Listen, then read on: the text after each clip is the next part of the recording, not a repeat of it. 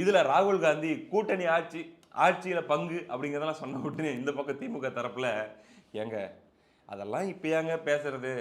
இப்ப பாருங்க பாஜக, அதிமுக அவங்க எல்லாம் கூட்டணி அமைச்சிருக்காங்க. அவங்க வேலையை பார்த்துக்கிட்டு இருக்கிறாங்க. எப்படியும் எலெக்ஷன் முடிஞ்சதுக்கு அப்புறம் உதயசூரியனுக்கு மெஜாரிட்டி கிடைக்கலனா நாங்க ஆட்சியில பங்கு தரலாம் நீங்க உடவா போறீங்க? எப்படி எங்களை நம்பி எடுத்து ஆட்சியில பங்கு வாங்கிடுவீங்கல்ல? அது அப்புறம் ரிசல்ட்டுக்கு அப்புறம் பேசிக்கலாங்க. இப்பவே அதை ஃபைனலைஸ் பண்ணணும்னு என்ன இருக்குது? அவங்களே அமைதியா இருக்காங்க. பாருங்க இது ஒரு அன்ஹெல்த்தியா போயிட்டு இருக்குது எலக்ஷன் டைம்ல. அப்படின்ற மாரி இவங்க சைடுல இருந்து புஷ் பண்ண, அதெல்லாம் முடியாது. இப்பயே எதுவா இருந்தாலும் பேசி ஃபைனல் பண்ணி விடுங்க. ஆமா. ஆட்சியில பங்கு உண்டா? இல்லையா? 120 எம்எல்ஏ ஒரு வேளை நீங்க ஜெயிச்சிடுறீங்க அப்படின்னா, அப்ப குடுக்க மாட்டீங்கன்னு தானே அர்த்தம். அதெல்லாம் இல்ல. நீ எவ்வளவு ஜெயிப்பங்கிறதெல்லாம் எங்களுக்கு மேட்டர் கிடையாது. நீ எவ்வளவு ஜெயிச்சாலும் ஆட்சியில பங்கு எழுதி குடு. அப்படிங்கிற மாரி காங்கிரஸ் டீல் பண்ணிட்டு இருக்குதாம். அனைவருக்கும் வணக்கம். தேர்தல் நெருங்க தமிழ்நாடு பாலிடிக்ஸ் சும்மா தறிகட்டு அதுக்கே உண்டான பாணியில பிக்கப் ஆகி ஓடிட்டு இருக்குது. இந்த தொப்பூர் கணவாய் கேள்விப்பட்டிருக்கீங்களா? சேலத்து பக்கத்தில் இருக்குதுல்ல, அந்த கணவாயில உச்சியில வண்டியை நியூட்ரல் பண்ணி விட்டுட்டு வண்டியை ஆஃப் பண்ணிட்டு அப்படியே பிரேக்லேருந்து காலை எடுத்துக்கிட்டா அந்த லாரி எப்படி சும்மா கட்டப்பட்டன்னு அது இஷ்டத்துக்கு போகும். அப்படி போக ஆரம்பிச்சிருச்சு. அதுல சமீபத்தில் தன்னுடைய வலியை வேதனையை வெளிப்படுத்தினது யார் அப்படின்னா பிரேமலதா விஜயகாந்த் அவர்கள். நம்ம கூட பேசிவிட்டாங்க ஒரு 3 நாளைக்கு முன்னாடி லைட்டா பேசிவிட்டோம். அவங்க என்ன சொல்லிட்டாங்க அப்படின்னா, ஏங்க அது என்னங்க எங்களை மட்டும் பேரம் பேசுறோம்னு சொல்லி கேவலப்படுத்திட்டே இருக்கீங்க எல்லாரும். மற்றவங்கெல்லாம் பேசினா பேச்சுவார்த்தை, நாங்கள் பேசினா மட்டும் பேரமா அப்படிங்கிற மாதிரி அவங்களுடைய வேதனையை அவங்க வெளிப்படுத்திட்டு இருக்கிறாங்க. அது இருக்குது, அதில் சில காரணங்கள் ஏன் உங்களை மட்டும் சொல்கிறாங்க அப்படிங்கிறதுக்கு. சரி வேணாம், இன்னைக்கு அவங்க இல்லை, அவங்கள பற்றி நம்ம பேசலை. அந்த கேள்வியிலும் பட் எனக்கு அது டீலிங் பிடிச்சிருச்சுன்ற மாதிரி அந்த கேள்வியிலையும் ஒரு நியாயம் இருக்கிற மாதிரி எனக்கு தோணுச்சு. ஆமாம் தானே. இப்போ காங்கிரஸ் என்ன பண்ணிட்டு இருக்குது? இப்போ வரைக்கும் இத்தனைக்கும் திமுக கூட கடந்த பல ஆண்டுகளாக அணியில தொடரக்கூடிய காங்கிரஸ் இப்போ இந்த எலெக்ஷன்ல என்னென்ன விளையாட்டு காமிச்சிட்டு இருக்குது, அவங்க எந்தெந்த சைட்லாம் பேசிக்கிட்டு என்னென்ன வேலைகள் பண்ணிட்டு இருக்கிறாங்க அப்படிங்கிறத பார்த்தா பிரேமலதாலாம் எவ்வளவோ பரவாயில்லப்பா அப்படிங்கிற அளவுக்கு தான் செய்திகள் ஓடிட்டு இருக்குது. அதாவது எப்படியாச்சும் காங்கிரஸ் நம்ம கூட தான் இருக்கணும், ஆனால் அவங்க தகுதி அப்படின்னு சொல்லி நாங்கள் ஒன்று நிர்ணயம் பண்ணிடுவோம், அந்த தகுதிக்கு உட்பட்ட சீட்டுக்கிட்டு வாங்கிக்கிட்டு அப்படியே இந்த அணியிலே இருக்கணும்.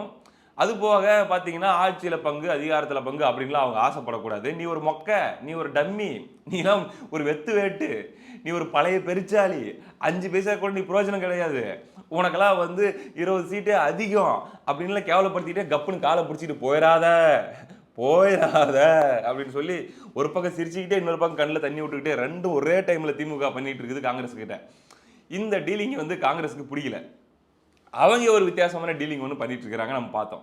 கூட்டணியிலே இருந்தாலும் கூட்டணியை உறுதி செய்யாமல் இழுத்துட்டு இருக்கிறாங்க. இதை எப்படியாச்சும் உறுதி செஞ்சிடணும் அப்படின்ட்டு ஐயா ஸ்டாலின் அவர்கள் பல தூதுவர்களை அனுப்பிட்டு இருக்கிறாரு. தூதுவர் நம்பர் 1, தூதுவர் நம்பர் 2 அப்படிங்கிற மாதிரி அனுப்பிட்டு இருந்தார். முதல்ல டிஆர் பாலு அவர்களை அனுப்பிச்சு வச்சாரு, வேலைக்கு ஆகல. நடுவில் என்னென்னலாம் பிளான் போட்டுக்கிறாங்க தெரியுமா இவங்க? இந்த தமிழ்நாடு அரசு சார்பில் சில விழாலாம் நடத்துறாங்க இல்லையா, மடிக்கணினி வழங்கும் விழா, அதுக்கப்புறம் கல்வியில் சிறந்த தமிழ்நாடு, வெல்லும் தமிழ் பெண்கள் அப்படின்லாம் சொல்லி சினிமா ஆர்டிஸ்ட்டுங்களெல்லாம் கூப்பிட்டு வச்சு பயங்கரமா விழா எடுத்தாங்கல்ல. அதுல ஏதோ ஒரு விழாவில் ராகுல் காந்தியை கலந்து கொள்ள வச்சிடணும்.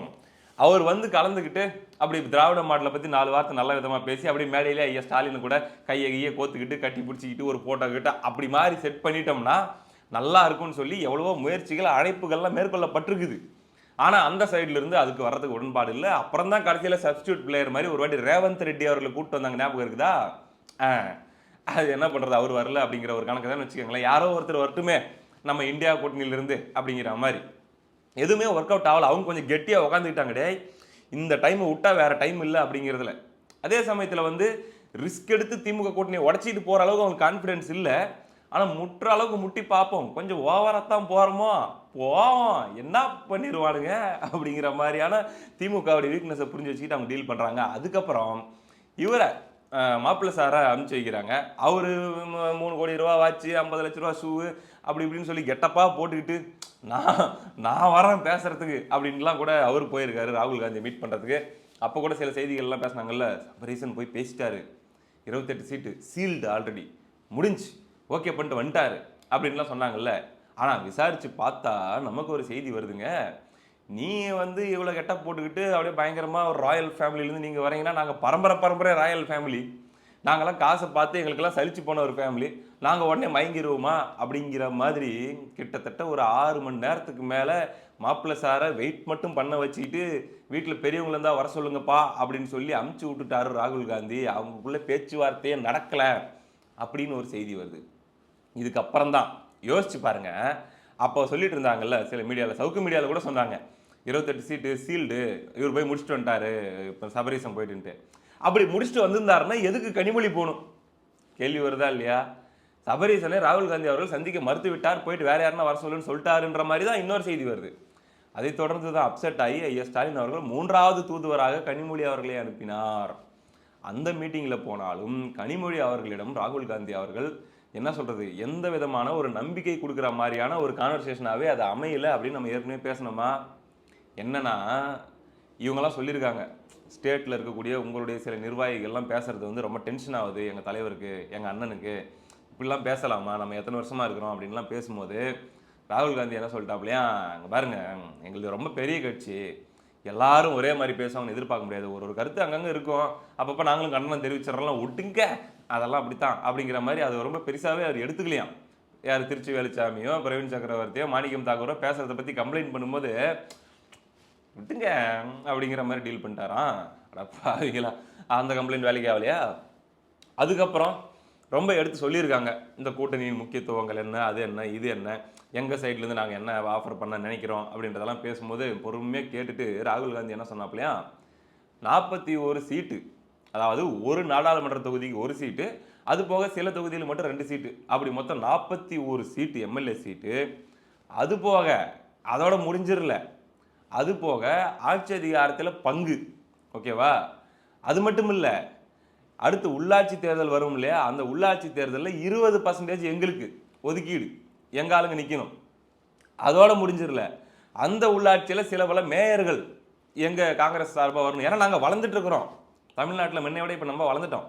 அதனால இதுக்கெல்லாம் நீங்க ஒத்துக்கிற மாதிரி இருந்தா பாருங்க, இதெல்லாம் தான் நாங்க எங்க சைடு எதிர்பார்க்குறோம், அண்ணங்கிட்ட கேட்டு சொல்லுங்க அப்படின்ற மாதிரி ராகுல் அவர்கள் சொல்ல, கனிமொழி அவர்கள் ஷாக் ஆகிட்டு அவங்க என்ன சொன்னாங்களாம், ஏங்க இது சட்டமன்ற தேர்தலில் வந்து ஸ்டேட் எலெக்ஷன், அதனால வந்து அவ்வளோ எதிர்பார்க்குறீங்க, நீங்கள் இதில் கொஞ்சம் அட்ஜஸ்ட் பண்ணிக்கங்க, அடுத்து 2029 வருது இல்லை, அதில் உங்களுக்கு கொஞ்சம் வெயிட்டாகவே செஞ்சுருவோம் நாடாளுமன்ற தேர்தலில் அப்படின்னு. உடனே ராகுல் காந்தி அப்படின்னா ஒரு 15 சீட்டு நாடாளுமன்ற தேர்தலில் 15 சீட்டு எங்களுக்கு தரோன்னு சொல்லி இப்போயே எழுதி கொடுத்துருங்க, எழுதி ஒப்பந்தம் மாதிரி எழுதி கொடுத்துருங்க, பார்க்கலாம் அப்படிங்கிற மாதிரி சொல்லிட்டாராம். Completely collapsed. என்னடா அது அப்படின்னு சொல்லிட்டு கிளம்பி வந்துட்டாங்க. இப்போதைக்கு இந்த ஸ்டேஜில் தான் இருக்குது. இன்னைக்கு 3ஆம் தேதி, இன்னையிலிருந்து தான் திமுக வந்து கூட்டணி கட்சிகளுடைய பேச்சுவார்த்தை ஆரம்பிக்குது, அவங்களுடைய கூட்டணி கட்சிகளோட. அதுக்கு ஒரு குழு அமைச்சு இன்னையிலிருந்து அஃபீஷியலாக டாக் ஆரம்பிக்குதுன்ற மாதிரி ஒரு தகவல் ஓடிட்டு இருக்குது. இன்னும் அதிகபட்சம் 20 நாளில் தேர்தலே அறிவிச்சிருவாங்க. அதுக்குள்ளே இவங்க உறுதி செஞ்சு தொகுதி பங்கீடுலாம் முடிச்சு பிரச்சாரத்துக்கு தயாராவாங்களா அப்படிங்கிற ஒரு பெரிய கேள்வி இருக்கிறது. இது ஒரு பக்கம் இருக்க, காங்கிரஸுக்கு இன்னொரு ஆப்ஷன் என்ன அப்படின்னு பார்க்கும்போது விஜய் அவர்கள் தரப்பு இப்போ என்னென்ன டிமாண்ட்லாம் திமுக கிட்ட இவங்க வச்சிருக்காங்க அப்படின்னு நம்ம பார்த்தோம். தாவேகா என்னென்ன ஆஃபர்லாம் காங்கிரஸுக்கு தர தயாராக இருக்காங்க அப்படின்ட்டு ஒரு செய்தி நம்ம பார்க்கும்போது 70 சீட்டு இந்த தேர்தலில் 70 சீட்டு வரைக்கும் தர தயார். அது போக 6 அமைச்சர்கள், ஆட்சி கைப்பற்றினால் வெற்றி பெற்றால் 6 அமைச்சர்கள் வரைக்கும் தரலாம். அது போக உள்ளாட்சியில் 40%, அதாவது போன தடவை அவங்க கேட்டது வந்து திமுக கிட்ட கேட்டது 20% கேட்குறாங்க, இவங்க உள்ளாட்சியில் 40% காங்கிரஸ் ஆட்கள் நீங்கள் வந்து நிற்கலாம் நம்ம கூட்டணியில் அப்படின்ற மாதிரி. அது போக 8 மேயர் வரைக்கும் உள்ளாட்சி தேர்தல் நடக்கும்போது காங்கிரஸுக்கு நாங்கள் ஒதுக்குறோம். அது மட்டும் இல்லாமல் நாடாளுமன்ற தேர்தல் வரும்போது கிட்டத்தட்ட 25 சீட்டு காங்கிரஸ், ஏன்னா நீங்கள் வந்து சென்டரில் ஆட்சி அமைக்கிறதுக்கு டார்கெட் பண்ணி நீங்கள் நிற்கிறீங்க அப்படின்னும் போது நாங்கள் கம்ப்ளீட்டாக எங்களுக்கு குறைச்சிக்கிட்டு 25 சீட்டு வரைக்கும் காங்கிரஸுக்கு கொடுக்குறோம் அப்படிங்கிற மாதிரியான இந்த ஒரு பேக்கேஜ் வந்து தாவேகா சைட்லேருந்து ஏற்கனவே புஷ் பண்ணப்பட்டிருக்குது. இதெல்லாம் கேட்டு வச்சுக்கிட்டு தான் திமுக கிட்ட இவங்க பேரம் பேசிகிட்டு இருக்கிறாங்க, டீல் பேசிகிட்டு இருக்கிறாங்க. ஆனால் தாவேகாவை இவங்க தவறாக பயன்படுத்துகிறாங்க அப்படின்ற ஒரு குற்றச்சாட்டு போயிட்டு இருக்குது இல்லை. இது ரொம்ப நாளாக தாவேகா தரப்புக்கு, தாவேகா நண்பர்களுக்கு கூட புரியாமல் இருந்துச்சு. ரொம்ப காங்கிரஸை ஹைப் பண்ணி எழுதிட்டே இருந்தாங்க. இந்த தமிழ்நாட்டில் இருக்கக்கூடிய சில காங்கிரஸ் தலைவர்கள் எழுதுறதெல்லாம் வச்சு ஹைலைட் பண்ணி முடிஞ்சு அவ்வளோதான் வரப்போகிறாங்க அப்படின்லாம் எழுதிட்டு இருந்தாங்க. ஆனால் ஒரு கட்டத்தில் விஜய் அலர்ட் ஆகிட்டாரு. கேள்விப்படுறோம் என்ன அப்படின்னா, அதாவது பேசுகிறதா இருந்தால் அதிகாரப்பூர்வமாக ஊர் உலகம் பார்க்குற மாதிரி ஓப்பனாக வந்து பேச சொல்லு. உங்கள் கட்சியிலேருந்தோ உங்கள் கட்சி சார்ந்த பேச்சுவார்த்தை குழுவோ என்னவோ ஓப்பனாக வந்து பேச சொல்லுங்கள். அதை விட்டுட்டு அங்கே இங்கே ஒரு போஸ்ட் போடுறது, மறைமுகமாக குறியீடு வைக்கிறது, அதுக்கப்புறம் வந்து ஸ்டார் ஹோட்டலில் நைட்டு 9 மணிக்கு மேலே 10 மணிக்கு மேலேன்னு சொல்லி உங்கள் கட்சியிலேருந்து சில முக்கியமான ஆளுங்க 4 பேர், எங்கள் ஆளுங்க ஒரு 2 பேர் அப்படின்னு சொல்லி உட்காந்து இந்த ரகசிய பேச்சுவார்த்தை நடத்துறது, வெயிட் பண்ணுங்கன்னு ப்ராமிஸ் பண்ணுறது, இந்த மாதிரியான விளையாட்டுத்தனம்லாம் பண்ணிட்டு இருக்காதீங்க. அதுக்கு நாங்கள் ஆள் கிடையாது. இதுக்கு மேலே நீங்கள் பண்ணிட்டுக்கிறதெல்லாம் நம்புறதுக்கு நாங்களும் தயாராக கிடையாது. பேசுறதா இருந்தால் ஓப்பனாக வந்து பேசுங்க.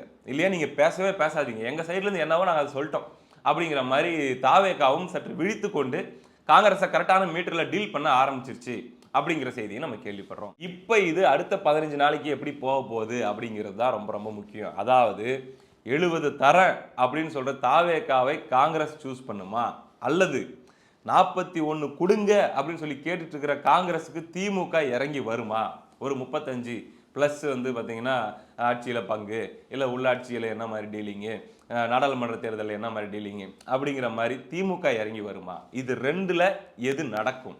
அதே போல் பார்த்தீங்கன்னா பேச்சுவார்த்தை குழுன்னு சொல்லி இப்போ இவங்க போய் பேச ஆரம்பித்தாங்க அப்படின்னா அந்த பேச்சுவார்த்தை சுமூகமாக போகுமா, இல்லை மேலும் மேலும் கசந்து போயிட்டு இருக்குமா? இங்கே மேட்ரு என்ன அப்படின்னா, எப்படி வந்து ஜனநாயகன் படம் ரிலீஸ் ஆகாமல் இருக்கிறதுனால மற்ற படங்களுடைய ரிலீஸ் டேட்லாம் ஃபிக்ஸ் பண்ண முடியாமல் இந்த 2026 ஸ்லாட்டை எப்படி ஃபிக்ஸ் பண்ணதுன்னு தெரியாமல் தமிழ் சினிமா இண்டஸ்ட்ரியில் மற்ற தயாரிப்பாளர்கள்லாம் தடுமாறிட்டு இருக்கிறாங்களோ, அந்த மாதிரி இங்கே காங்கிரஸ் அப்படிங்கிறது ஃபிக்ஸ் ஆகாமல் இருக்கிறதுனால கூட்டணி கட்சி திமுகவில் அவங்களுடைய கூட்டணி அவங்களுடைய சீட் அப்படிங்கிறது ஃபைனலைஸ் ஆகாமல் இருக்கிறதுனால மற்ற கூட்டணி கட்சிகள் பேச்சுவார்த்தைக்கு தயாராக இருந்தாலும் அவர்களோடு பேசுவதற்கான நிலையில் திமுக இல்லை. இவங்கள முடிச்சுட்டு தான் மிச்சம் எவ்வளோ இருக்குது அப்படிங்கிறத பார்த்துட்டு அதுக்கேற்ற மாதிரி ஷேரிங் பண்ண முடியும். இவங்களதுலேருந்து எவ்வளோ அவங்க விட்டு கொடுக்கலாம், மற்றவங்களுக்கெல்லாம் எவ்வளோ டிமாண்டு, என்ன பண்ணி தரலாம் அப்படின்ட்டு. அது போக பிரேமலதா அவர்கள்கிட்ட வேற இவங்க முயற்சி பண்ணிட்டு இருக்கிறாங்க கூட்டணிக்கு. அப்படின்போது காங்கிரஸ் இழுக்க இழுக்க இழுக்க திமுகவுக்கு பிபி உச்சத்தில் எகிரிட்டு இருக்குது. தாவேக்கா ஒரு மாதிரி மைண்ட் செட்டுக்கு வந்துருச்சு, விட்டுரு அவங்களா தேடி வந்து ஓப்பனாக பேசுறது தான் பேசட்டும், இல்லை 234 தொகுதிக்கும் வேலையை பார்க்க ஆரம்பிப்போம் அப்படிங்கிற மைண்ட் செட்டில் அவங்க போயிட்டாங்க. ஏன்னா அவங்களுக்கு வந்து பார்த்தீங்கன்னா நத்திங் டு லூஸ் அப்படிங்கிற ஒரு இடத்துக்குள்ளே அவங்க மூவ் பண்ண ஆரம்பிச்சிட்டாங்க. ரொம்ப ரொம்ப இன்ட்ரெஸ்டிங்கான, அதாவது திமுக கூடாரத்துக்குள்ளே இன்ட்ரெஸ்டிங்கான நாட்கள் அடுத்து வரப்போகுது. என்ன நடக்க போகுது அப்படிங்கிறத பொறுத்திருந்து பார்ப்போம். அப்டேட்ஸ் கிடைச்சா நம்ம பேசுவோம். அடுத்த வீடியோவில் சந்திப்போம். நன்றி.